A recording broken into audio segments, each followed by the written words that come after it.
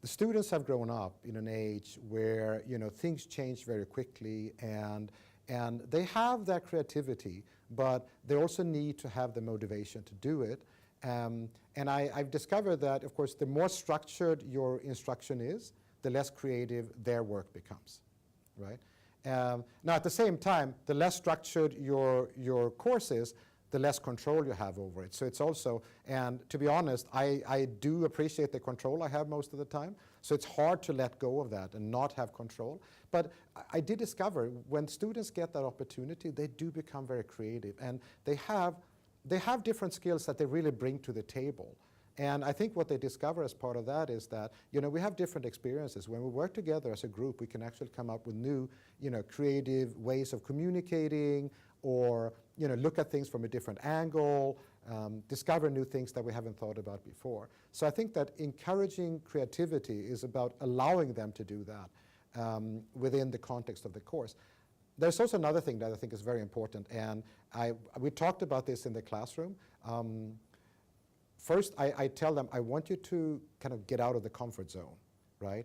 And, being responsible for your own learning, that pushed them right from the get-go. So this was a mantra we had: get out of the comfort zone. They had to present in front of the class. But at the same time, you have to make the environment safe. And I think that's really number one for creativity, because when someone comes up with a new way of looking at things, or a new interpretation, or a new communication mode, then there may be a lot of people who don't like it. And just so if you're scared of that, that hampers down on creativity, right? So even though the students were very frank and say, I didn't like that part of your presentation, I said, look, this is a part of an open discussion. It's a safe environment. It's not going to affect your grades. So please, feel free to experiment and see, what you can learn from this. So I think those two things, allowing the space, but also them pushing them a little bit, at the same time making sure it's a very, very safe environment. Like, I was able to use what I knew to actually create a product that was, interestingly enough, almost like patentable or marketable to like everyday life. It's another a big problem that universities have, is that we have all these like, this is going to sound really bad, but like big walking, talking heads, but there's no like skill sets that people have when they leave. And so when you get out into the real world, it's almost like a huge wake-up call, because suddenly, like, it's not necessarily about what's in here, but it's like how to bring that out and actualize it in a real world setting. And so this class is fantastic in terms of kind of identifying new skills, but also like little skills that we all had, kind of fine-tuning them and then taking them to another level, where we were able to, come together, make a presentation as part of a group, and then leave with a whole, like, not just intellectual information, but also real-world tangible skills. We learned a lot of strategies about group management, people management. Some people prefer just to be given a task and be like, this is what we want done, and then they go and they do it and they come back. Some people have different strengths. Some people are better at presenting than researching. A very big part of it was working in a group, working with other students. And I feel like that's a very important thing that we have to learn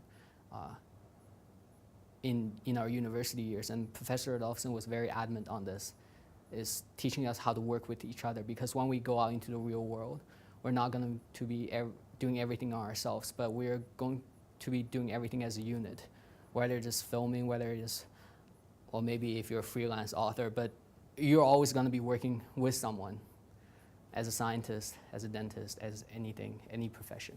So that's a very important part. Working with this group for the whole term and kind of having to work together to develop our own project and like we also did lectures in the class, and we had to develop like what our topic of the lecture was and how we were going to organize that information. That required the group to be more like a workplace team, where you have to come together and develop a strategy and figure out, how it's going to get accomplished at the end of the day.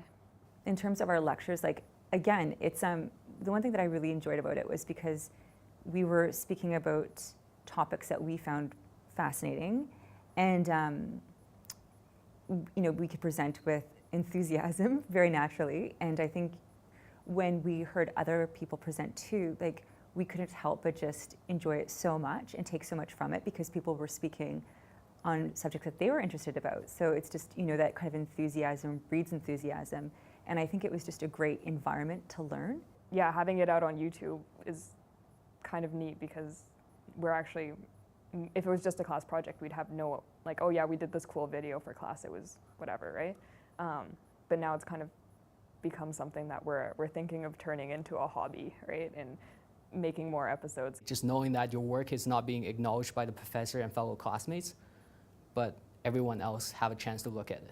I feel like that's a really important part of the course, is, you know, taking what you have done, what you have accomplished, and actually putting it out there. And I feel like that's another part of that sense of accomplishment, is that you're not just keeping it to yourself. You're not just looking at what you did and kind of feeling good about yourself, but you're actually letting other people critique you, and that's how you improve, that's how you grow, I think. Well, first of all, I would love to teach it again, because it gives me so much pleasure, because I don't know, as a teacher or as a coach, and I mean the biggest pleasure you can have, I think, is to see, you know, your students, you know, grow and develop or be successful in what they're doing.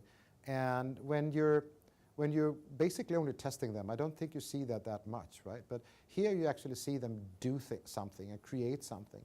And so as an instructor, I mean, that's the number one thing. I mean, it's very hard to compete with that. Love for learning is like why we're all here, hopefully, right? And it's such an important part of life. And if you don't have that, you know, life is going to be so boring, right? And so I think that was the one thing that this class really did foster, was, you know, that intrinsic curiosity and that, you know, wanting to explore something and to, you know, like get those like little tidbits of information and gems. The benefit of the class, I think, the biggest part for me is the feeling of actually accomplishing something, rather than sitting through a whole year of lecture and writing an exam at the end.